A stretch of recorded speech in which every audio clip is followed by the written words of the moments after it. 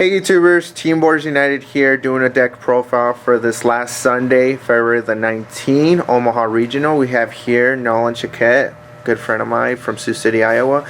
He's going to be giving us his deck profile for his 60 card ABC, The Grass is Greener deck. But anyways, Nolan, thanks for giving us the deck profile. Go ahead.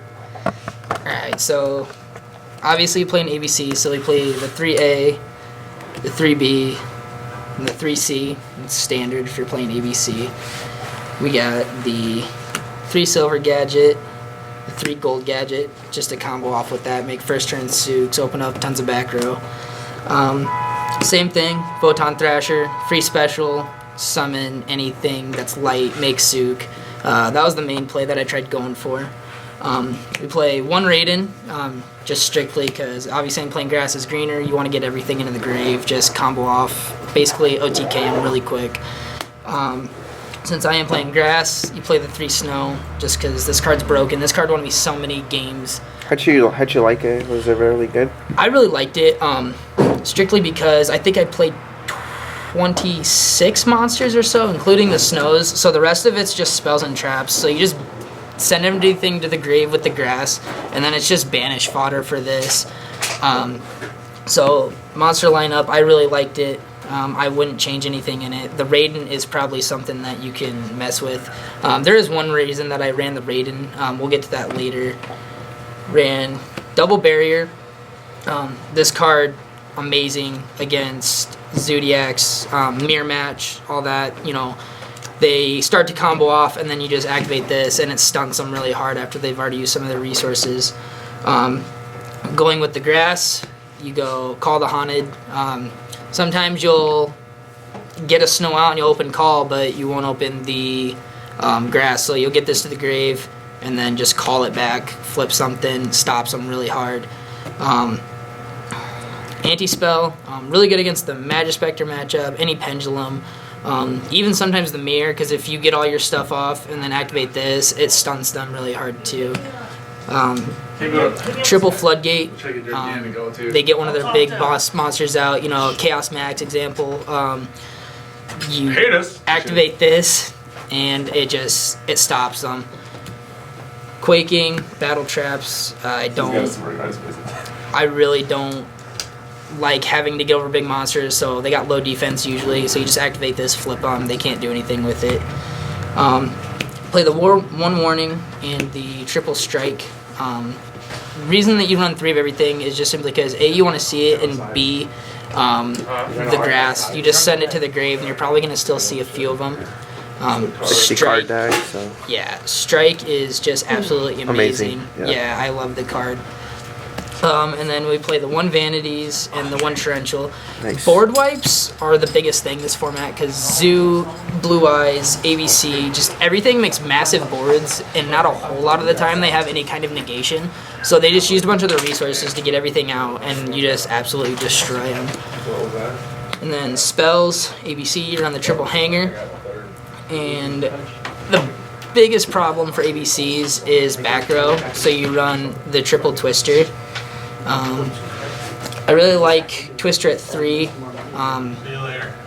especially in this deck, simply because you can ditch the pieces, ditch the Snow, ditch, a big play was ditch Gadget, flip Call, special Gadget, special something from your grave, or from your hand, trigger the Hanger. It makes really good plays.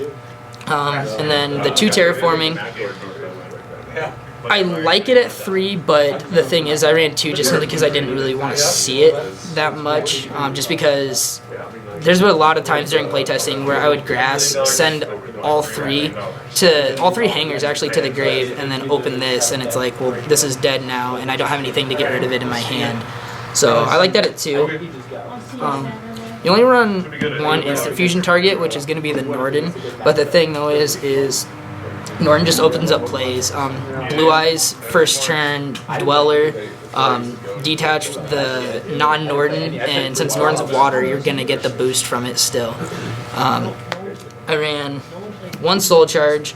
I didn't actually like this card very much. I would probably actually run like Book of Moon or like Foolish over this, just simply because this deck is really good at stalling out, so when you go into time, you don't want to use a whole lot of life points, just because you're probably going to end up losing. I always cited this out every single round. One dark hole, simply like I said, for the board clears. The one Regeki, same thing, board clears. And one Rhoda, just in case you don't open up either the Raiden or the Thrasher. Just it gets your plays going really good. And then finally, like we said, 3 the grass. Best card? Best card. By far best card. I just like this card simply because it's like, first turn, activate this, send 20 cards if they're running standard 40 like most people were. You probably milled a couple of your A, B, and C to the grave, and probably a couple snows, and then the rest of it's just like random monsters you don't necessarily need, and then spells and traps. So it's like, activate this.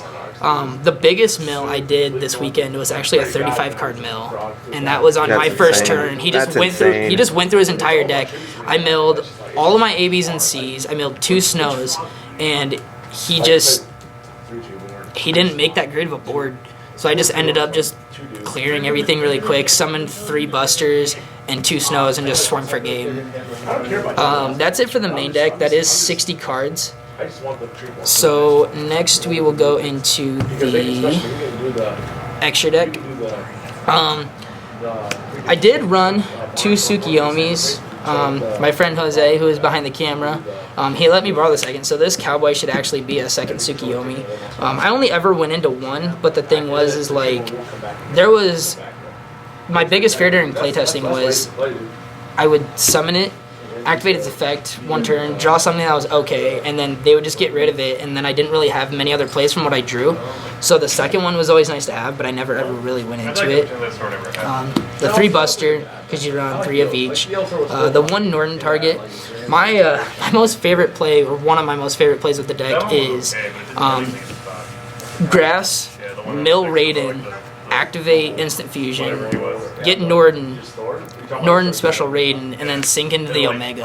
I did that quite a few times first turn actually, and it's, people don't think that 1 card is that bad out of your hand, but if you hit the key card that's in their hand that starts their engine, they don't do anything. They literally just set cards and then pass. Right. And then the 1 Dweller, just Blue Eyes. That's really the only deck that I saw that had any, stunt by this. 1 Diamond Dyer. I wanted to run 2, but I couldn't find the second, so I ended opting out to run double Castell, just simply because most of the cards, they're actually kind of starting to stray away from the no targeting thing. So Castell actually makes really good boards just disappear. And I actually, probably almost every round, at least one of the games, I ended up making double Castell and just getting rid of one of their monsters or one of their floodgates and just winning the game. We won the 1 Honor Arc. This actually won me my round 7 in time 3rd game. Dude was playing Zodiacs, summoned Broad Bull, Emerald, set 1 pass. Alright, I go Special Thrasher, swing over, normal gadget, overlay into this in defense, and then I set 4 back row. Well, I ended up having 3 Quakings, an Anti-Spell, and a Vanities my next draw. So he literally couldn't get over this. We played the 1 Gigantex just because you want to be able to search out that last piece sometimes, because a lot of times off the mill from the grass you'll end up milling like an AB or an AC or BC. So it really helps to be able to just get that last piece that you need. And then we played the Utopia Lightning combo just because big monster is hard to get over. That's my hardest problem with the deck, is just trying to get over like Chaos Max, stuff like that. This card won me, this card is one of the cards that won me my invite. Was I was playing Blue Eyes and he summoned and I swung, pass, whatever, but he couldn't draw anything. I already went through all of his resources. So that is the extra deck, and now we will go into side deck. Maxis for going second against the any matchup really that specials, not everything special this format. Ghost Oggers mainly for the Zodiac matchup, DD Crow for the Blue Eyes Zodiac matchup and the Mirror match. A lot of hand traps. Yeah, a lot of hand traps. Gamacil, just to get rid of those problematic cards that I just don't want to have to use a bunch of resources to get over. The last dark hole for the other board clearance, I was running 2 Changes Appearance for the Zodiac Blue Eyes matchup because they summon Rapier, banish all of those. Another big one is they summon one of their stones, you flip this, and then just banish all their stones, and it really hurts them. And last but not least, we run the Trap Stun for that random Demise deck that we played once. Well, that's the deck profile. You got any other shout outs you would like to give or talk about your matchups? What was your record? I went X2-1. The one was in the last round. We actually went into time, and it was really nerve-wracking just because I was X2 on the bubble, and everyone's standing around you. We were the last people playing, actually, was my match. Hardest matchup, Zodiac. Easiest matchup was probably actually Magispectors. Magispector Wind Witch. Shout outs to James King, owner of Games King, letting us use this amazing mat, and our locals. Shout out to Hunter Muscle, who helped me come up with the deck. Jose for letting me borrow some stuff. Yeah, Trey let me use his lightning. I actually ended up getting it off him, but Chase helped me play test, definitely. Trey.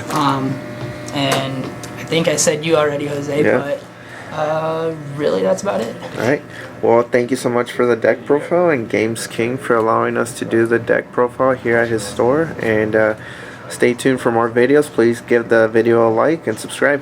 Thank you, guys.